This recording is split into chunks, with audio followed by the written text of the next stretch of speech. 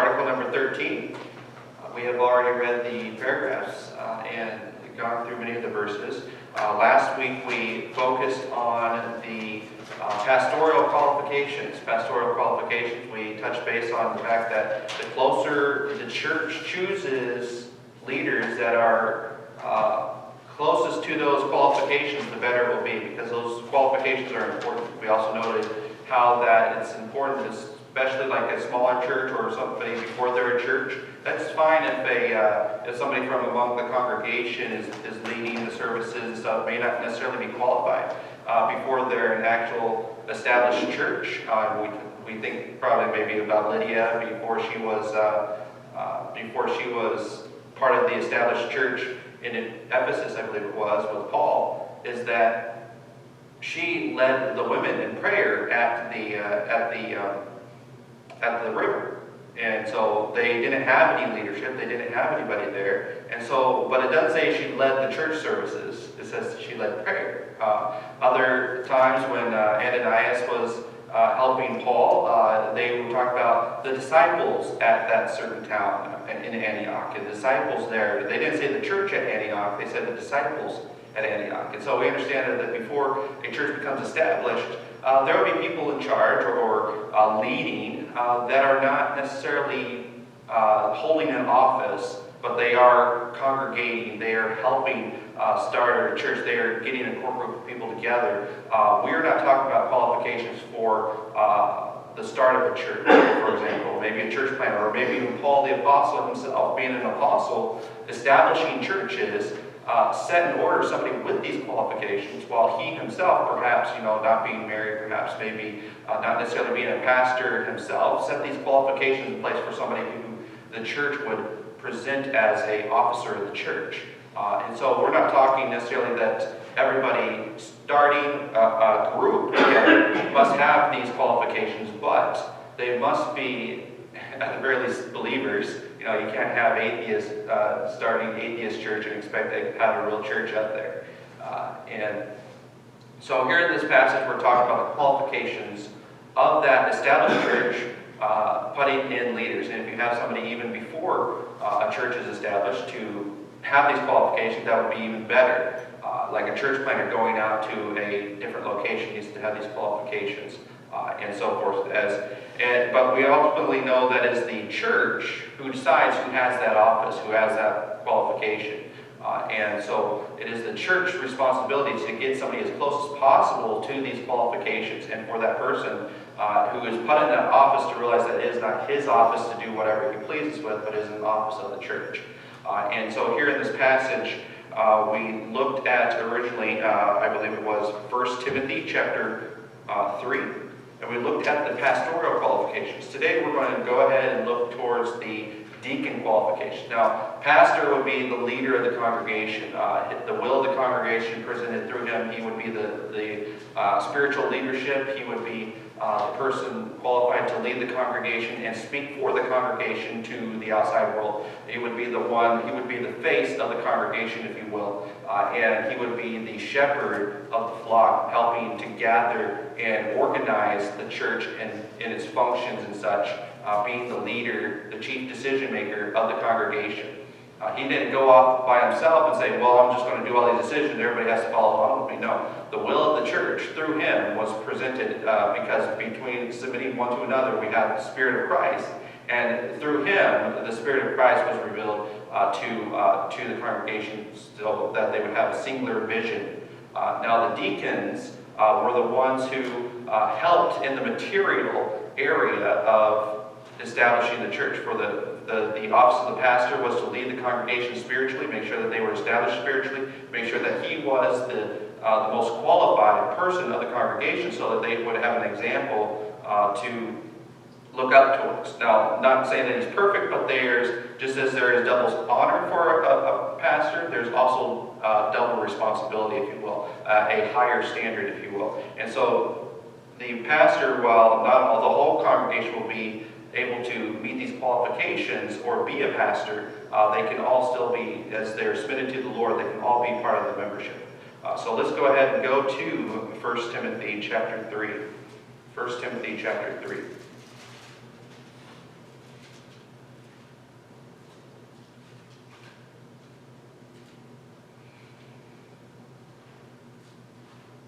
1 Timothy chapter 3, and then of course last week we read the first part of this is the true saying, if a man desire the office of a bishop, he desireth a good work. A bishop then must be blameless, the husband of one wife, vigilant, sober, of good behavior, given hospitality, apt to teach, not given to wine, nor striker, nor greedy of filthy lucre, but patient, not brawler, not covetous, one that ruleth well his own house, having his children in subjection with all gravity.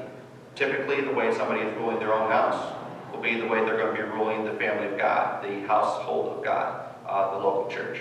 For if a man know not how to rule his own house, how shall he take care of the church of God? This is a good question. It's also a rhetorical question.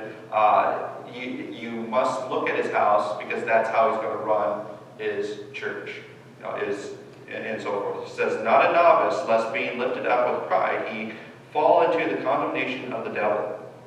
Moreover, he must have a good report of them which are without, lest he fall into reproach and the snare of the devil. Notice that there, the double snare being a novice and having a good report of them which are without. In general, in his community, now obviously not every community is going to be the same, not every community is going to be welcoming to the gospel, but in general, he needs to be of good reputation among the leaders of the community, among the policemen of the community, the people that are in government of the community, in leadership of the community. He needs to be in good report with the general neighbors of the community. If you have a church that has a bad reputation of insulting their neighbors, you don't really want that person leading that church to cause a bad taste in the neighborhood in that sense. Not necessarily for anything that is right or wrong, but necessarily just the way he runs things. Moreover, he must have a good report of them which are without, lest he fall in the reproach and snare of the devil. Those two things, being a novice and having a bad reputation, are snares of the devil. The devil wants these two things to happen in the church, to have a leader that doesn't know what he's doing, and then also to cause hatred among the neighborhood of the church. He says, likewise must the deacons be grave. So here we move into the deacons. So remember, the deacons are the servants of the church. Remember, when they first ordained the 7 deacons of the early church in Jerusalem, they said, choose out from among you. And then as you choose, the congregation chooses out from among them, they are after they're brought forth, they are confirmed by the leadership. So if for some reason it's a congregation that's not spiritually mature, the pastor will have the final say on saying, is this person worthy of being a deacon that you've brought forward? And then the community would talk about it. The pastor, the spiritual leader, would verify that yes, this person is to be in this leadership, and then they would be in charge of the material supplies. And they talk about how the money was laid at the apostles' feet, and then it was distributed through the tables to the deacons and so forth. And by coincidence, the offering plate is at my feet, I guess. But I don't know if that really applies there. But anyway, in the book of Acts, how the monies, the offerings were put at the apostles' feet. I'm not an apostle, I'm a pastor. The church, the early church, while there were missionary apostles, and some people took on that title, who was a missionary in the sense of a Paul the apostle going to establish a church before it's an actual church there, before it has offices. A missionary is a type of an apostle in that they are an apostle for that new church plant, but his title, especially as we use today, is missionary, not necessarily apostle. There's only 12 apostles of the Lamb, so a lot of times you'll get into arguments or discussions. How many apostles are there? There can be many missionary apostles, but there are only 12 apostles of the Lamb that will sit on thrones judging the 12 tribes of Israel. And so we understand that, and so it's important to realize that yes, there are many missionary apostles, but only 12 apostles of the Lamb as per Revelation. That makes that very clear. The 12 apostles of the Lamb, the 12 foundations of the New Jerusalem church, the New Jerusalem city, is the prophets and the 12 apostles of the Lamb, with Jesus being the chief cornerstone. So here it says, likewise must the deacons be grave, not double-tongued. And so notice it's not double-tongued. When you're a deacon, it is not your job to fight against the pastor. It is not the pastor's job to fight against the deacons. It is both the offices to serve the local church. They are not to be double-tongued. They are to be of one mind. They're to, as the leadership and as the congregation, submit one to another to know the will of the Lord.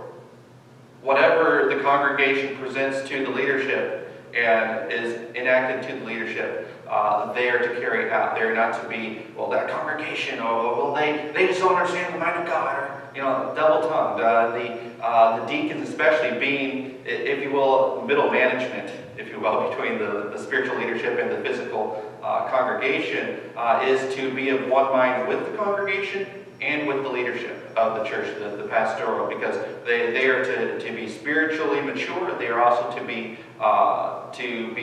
physically minded, because they are in charge of the materials of the church.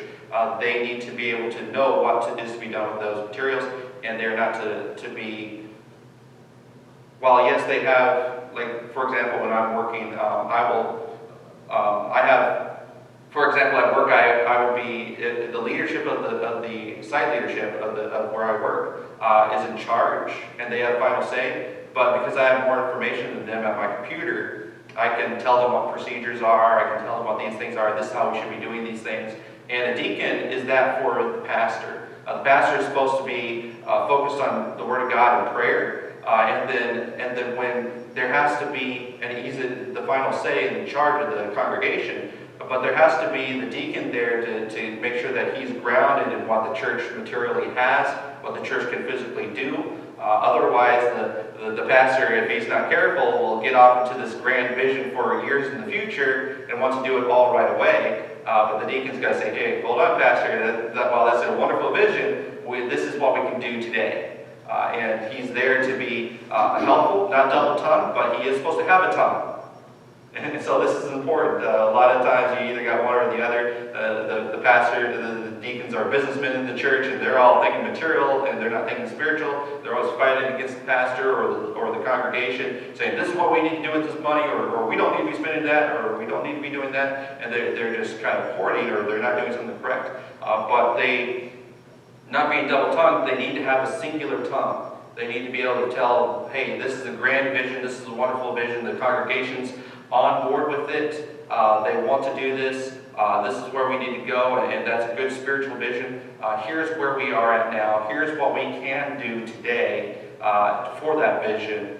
We can't do it all, but we can do this. And then they would lay out the process, and this is what we can do. And there would be a good balance there. The material and the spiritual together, not double-tongued, but working together in harmony to fulfill the work of the Lord. The serving of tables, making sure that everything gets done in the church, making sure that bills get paid, making sure that everything's done to fulfill these things. And also notice that it's kind of interposed between this, the pastor's not to be a novice, and he's supposed to have a good report. And I believe that those things, the outward things, the deacons can really help with that. To make sure that the church itself, the building is well taken care of, the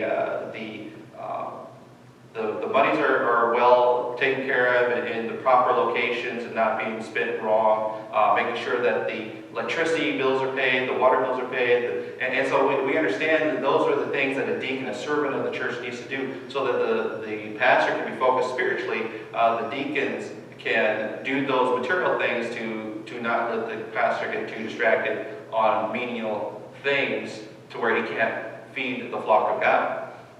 It says, likewise, the deacon must be grave, not double-tongued, not given to much wine.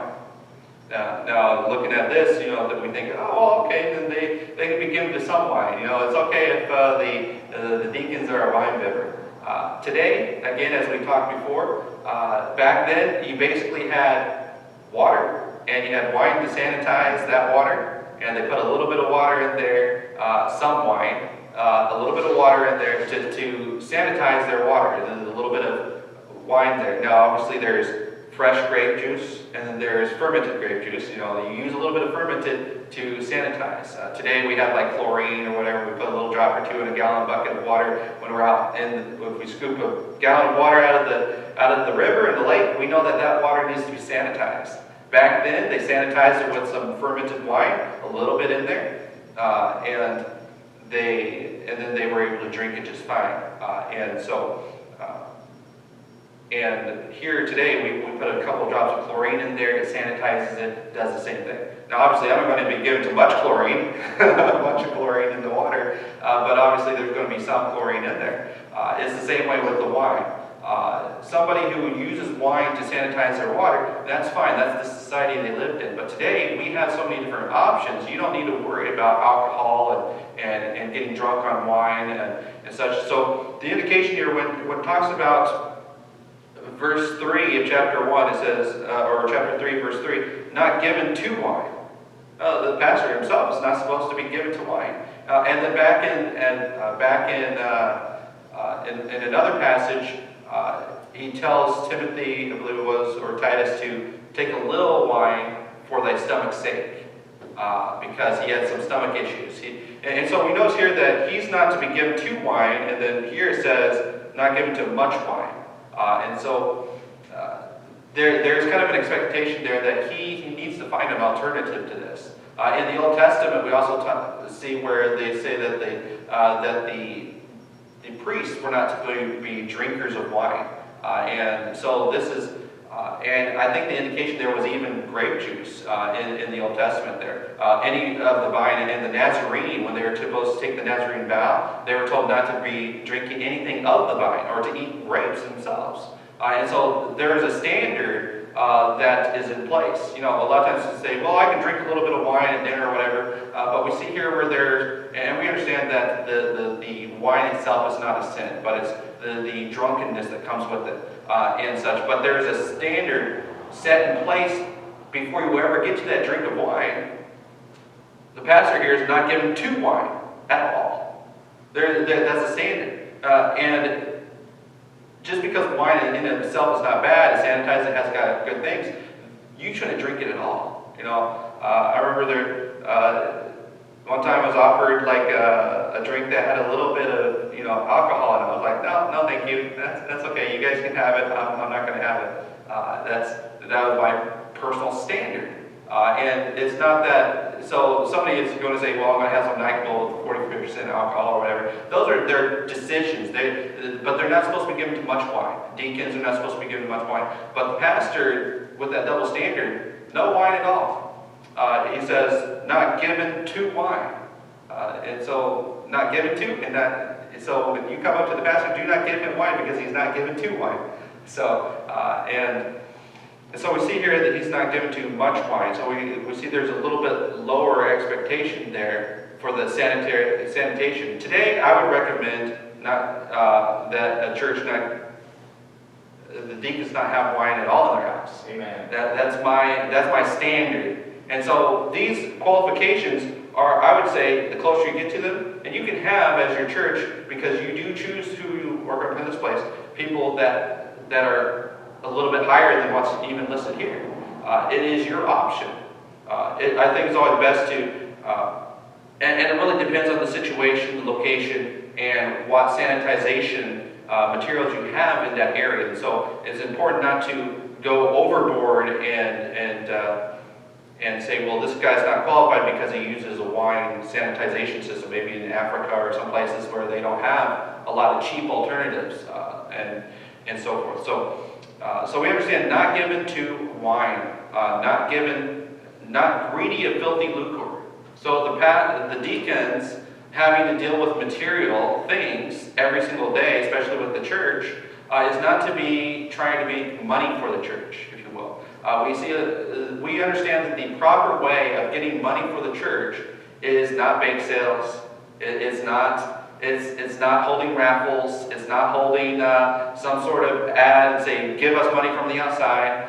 The money is supposed to be brought in by the congregation.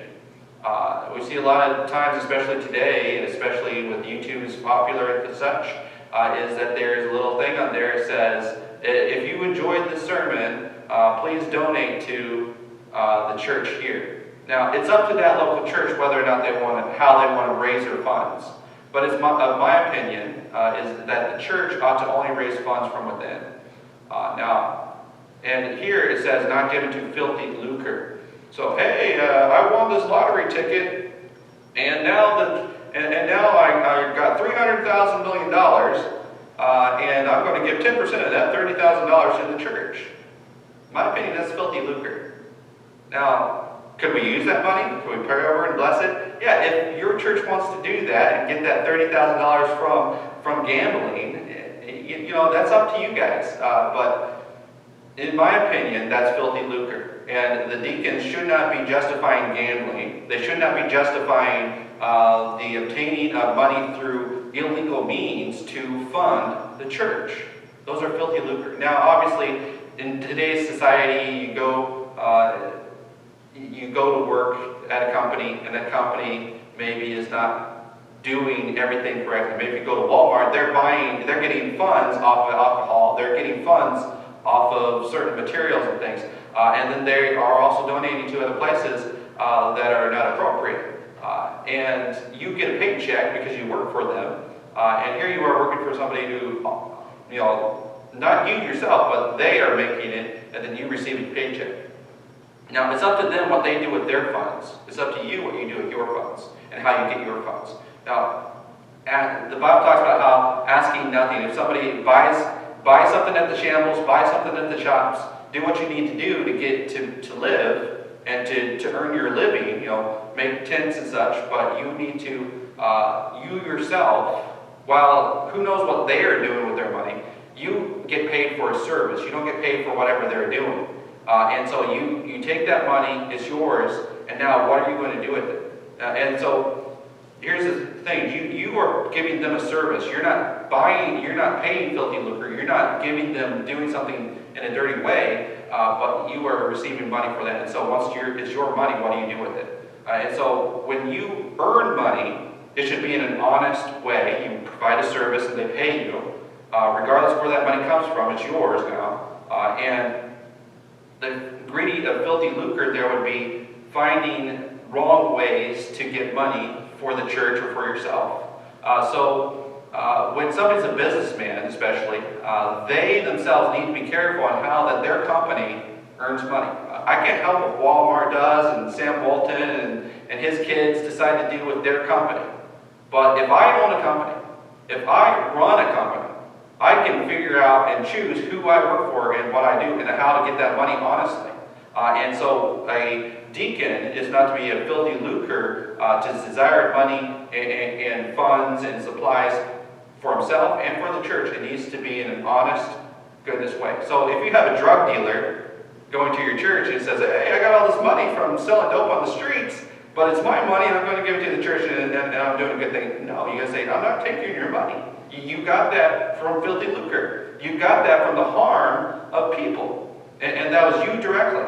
Now, if a drug dealer goes to your store, buys a bag of chips, am I going to tell that grocery store owner, well, I can't take that money. You got that from a guy who bought chips that sells dope. No, it's his money from a grocery store, which is honest living, and he's providing a service, and he's gotten money for that object. It's his money, and he didn't try to sell dope on the street. So you understand how that works, is that you, as an individual, need to get your money through honest living and not filthy or greedy, filthy lucre. Finding an opportunity, especially people who are in power, oftentimes will use their position to, okay, hey, we as the church will do this if you just give me a little bit of extra money or give a little funds to this. Now, I'm of the opinion that the Lord's people, living honestly and meekly in the community, can earn the amount of money that the Lord wants us to have as a church. And so when we do our living, we don't go outside of the church. It's the church, through their living, through their resources, pulling together, offering it up to the Lord, will be the funds of this church. So it's not from YouTube funds. It's not from people outside of the community saying, oh yeah, they got a grand message in that church, or they're an activist of that church.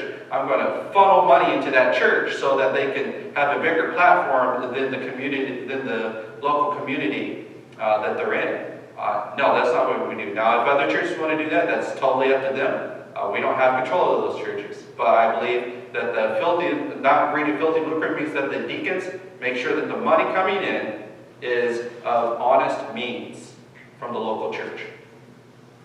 We see that's how it was done in the early church. Holding the mystery of the faith in a pure conscience. The mystery of the faith in a pure conscience. I think that's interesting is that he says holding the mystery of the faith. We don't always know every single little doctrine.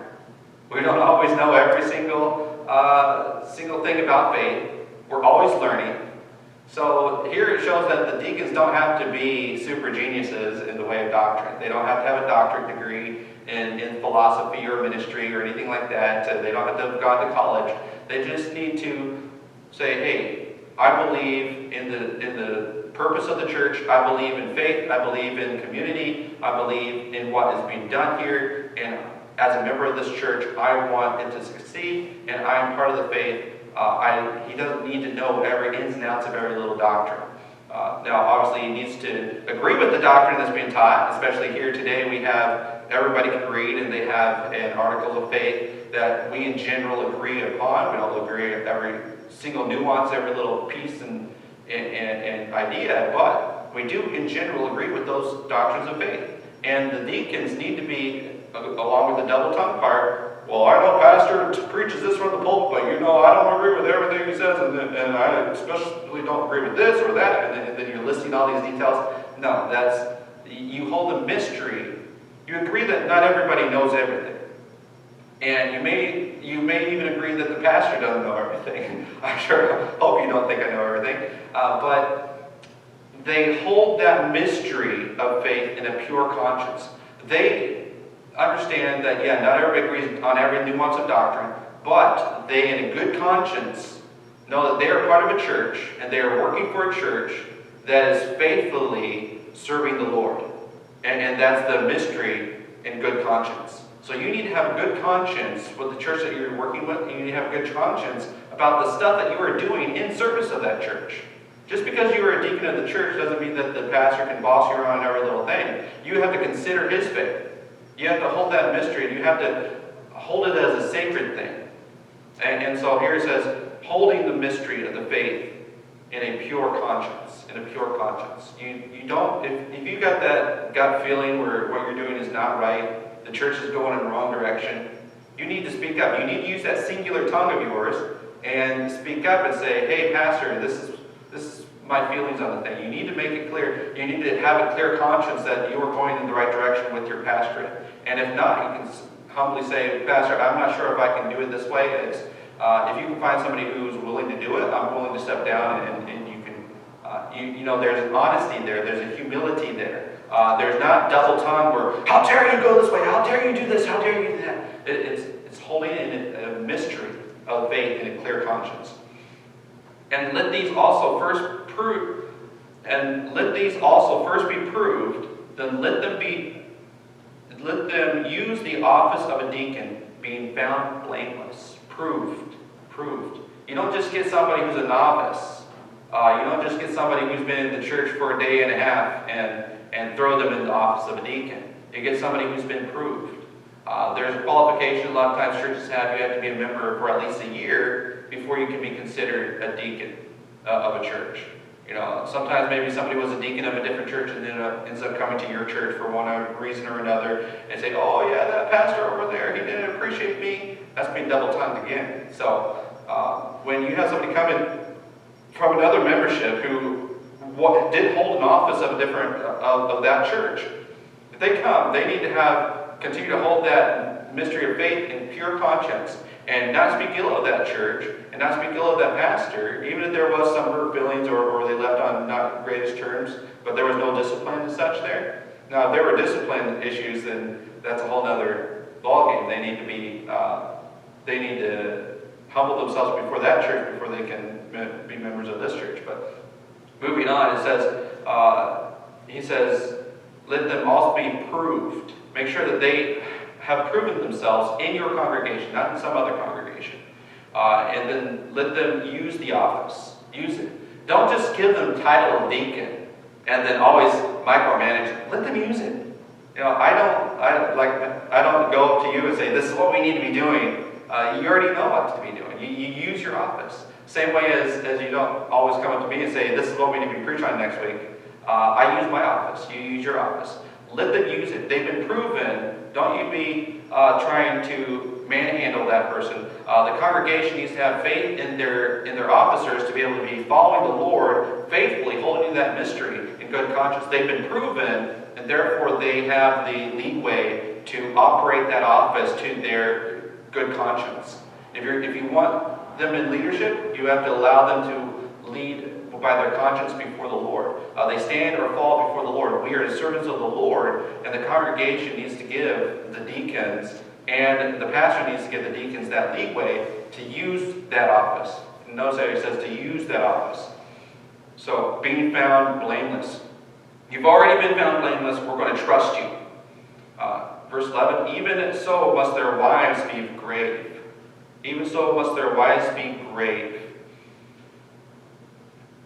Notice that you don't want silly wives. You don't want women that are all over the place. You want people that are, now grave here doesn't necessarily mean dead. You don't want a dead wife. A soulless wife. A wife that has no joy in her heart. Grave here basically means that they are aware that their husband is part of an office, and they need to be there to protect that office. They're a deaconess, if you will, the deacon's wife. And they need to be grave and serious that, yes, my husband has an office here, and I need to help them in that office to perform that office so that they can be able to do things well. They need to be grave, not slanderers. Remember that double-tongued? Just as the husband needs to be not double-tongued, the wife needs to be careful with what advice she gives to other ladies, other men, because here it says not slanderers. Well, that's another word for gossiping stuff that you haven't verified is true or not.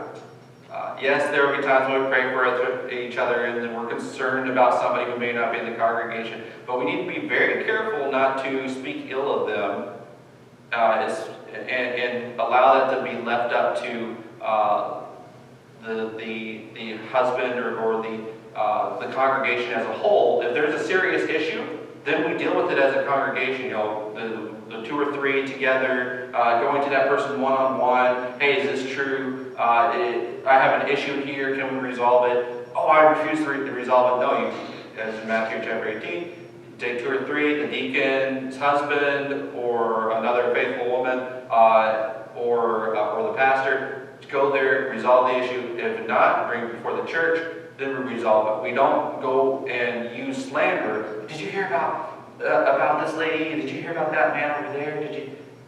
That's behind their back slander. That causes a bad name upon them. And because we are of one spirit, that's causing a bad name upon ourselves as well. Causing a bad name within the community. And that goes back also to being blameless in the community. Even so must their wives be grave, not slanderers. And the notes here is sober. They've got to be grave, basically serious with what they are entrusted with. They got to realize that, hey, the office that my husband is handling, I as his wife got to realize that's not my money, that's not my room, that's not my church, that's my husband's duty, and I'm going to help him with that.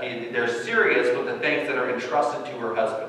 Oftentimes you see somebody who is a man has been given the office of either a church or a business or a political leadership somewhere, and then the wife suddenly thinks that she has the keys to the kingdom and she's going to use the public funds to her ability, or that she's going to be using it for her own thing. Now, obviously, that's usually when the deacons' wives are in charge of ladies' functions. They're in charge of meals and different things. So there is a role there as the deacon's wife, but they are serious with what they are entrusted with, and they are sober. They're not given to wine. They're serious. They're not given to pain meds or anything like that. They're given to seriousness. And he says, even so must their wives be grave, not slanderers, sober, faithful in all things. Faithful in all things. All things entrusted to her, all things that are in her own household, and so forth. Even, he says, verse 12, let the deacons be the husbands of one wife. And there again, a lot of people try to say, well, you know, the deaconess can be in charge of, you know, we don't have to have a deacon with the deaconess. You can have the deaconess as the leader in the church. Now here it says that just as the bishop must be husband of one wife, so too it says deacons must be the husbands of one wife. The deacons be the husbands of one wife. Husbands of one wife. And ruling their children and their own house as well. Now I want you to notice here it says, let the deacons be the husbands. So there's plurality of deacons. But it says in verse 2 of chapter 3, a bishop. There's a singular bishop of the church. Sometimes you have, in Bible churches especially, they have a plurality of bishops, if you will, a plurality of pastors. Now, I'm not down on churches that decide to have like a lead pastor, a senior pastor, an executive pastor, and this pastor, but everybody's called a pastor when in reality that those offices, the assistant pastor or whatever, those offices of lower pastors, in my opinion, are better off being deacons.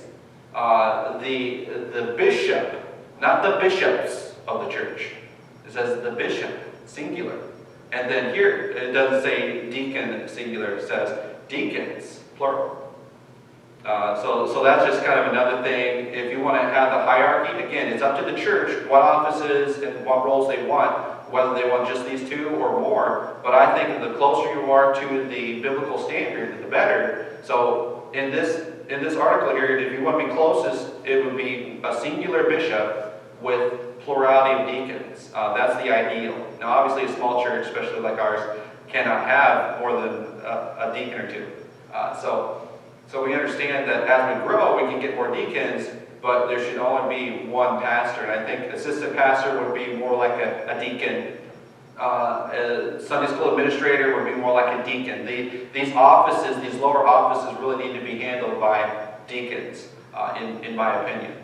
But moving on here, it says, let the deacons be the husbands of one wife, ruling their children with their own house and their own house as well. Children and own house as well. And so just as we see the bishop needs to handle their own house, for how shall they take care of the church of God, we need to see how that they financially take care of their own houses, their material things, how that they take care of their own funds.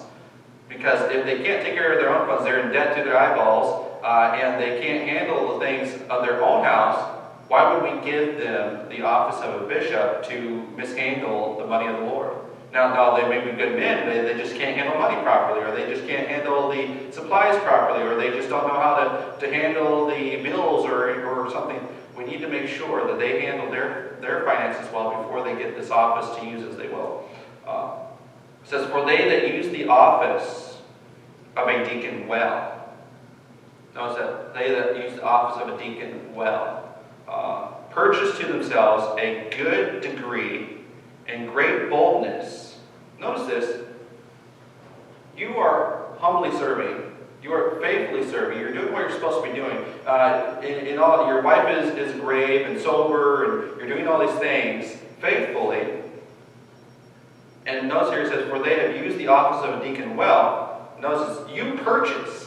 This is quite interesting. Obviously, salvation is free. Membership in the church. All you have to do is to be baptized and saved and baptized, and then you're part of the church. You're a member of the church, and you're humbly submitting to the church, and then you're part of the church. But if you were as a deacon, and I think it's quite interesting that the pastor doesn't get this purchase to himself, but the deacon purchasing, being a second man, if you will, underneath the bishop.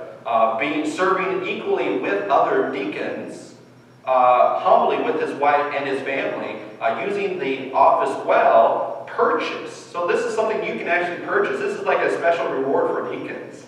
Purchase to themselves, is to you as an individual, not to everybody, a good degree. Talk about college degrees and everything. Here's your degree right here. This is your degree of a deacon, a special reward to those well-working deacons. A degree and great boldness in the faith. I think of great boldness of the faith. You think of I believe it was Stephen. The stoning of Stephen. If you look at his message in the temple, great boldness before the Jews, great boldness for the faith of Christ, great boldness for the history of Israel, great boldness before certain death, great boldness as he's been stoned looking up to heaven, and then he says, I see Christ on the right hand of the Father in heaven, standing beside his throne as he's been stoned to death, and he sees the heavens open, ready for the Christ to receive him. Great boldness. He purchased to himself this blessing.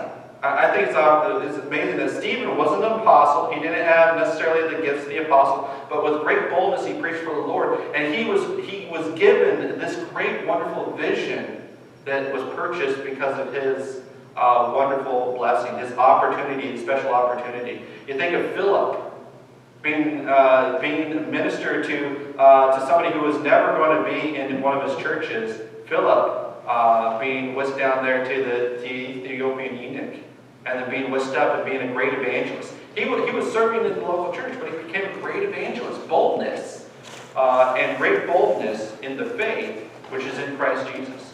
When you hold that mystery of the faith, doing everything honestly, then you don't know where it will lead you. Philip and Stephen, they were serving faithfully in the church in Jerusalem. They didn't know that they would have worldwide ministries. Stephen didn't know that he was, as he was being stoned, that he would have the opportunity to witness to one of the greatest missionaries the church has ever known, Paul the Apostle. He didn't know those things. And so we need to understand that the qualifications are there for a reason. If we follow those qualifications, especially as faithful deacons, we can have that special blessing, a purchase of boldness. If you want boldness, serve faithfully in your local church. If you serve faithfully in your local church, God will give to you, as you purchase it with your faithfulness, boldness. And that boldness doesn't come naturally. I'm not a naturally bold person.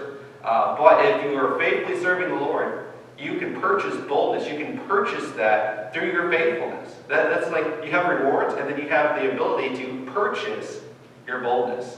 And so it's important to understand the qualifications of the servants of the Lord, and to be as close as possible, align yourself with those qualifications if you wish to have that office. And when you do have it, use it faithfully to the Lord to receive boldness. Let's pray. Dear Heavenly Father, thank you for this blessing you give us, Lord, the opportunity to consider your word, the opportunity to serve faithfully in your local church, and the qualifications that you have laid out in your word, so that we can have faithful ministers boldly preaching in our communities for you. Just that pray. Amen.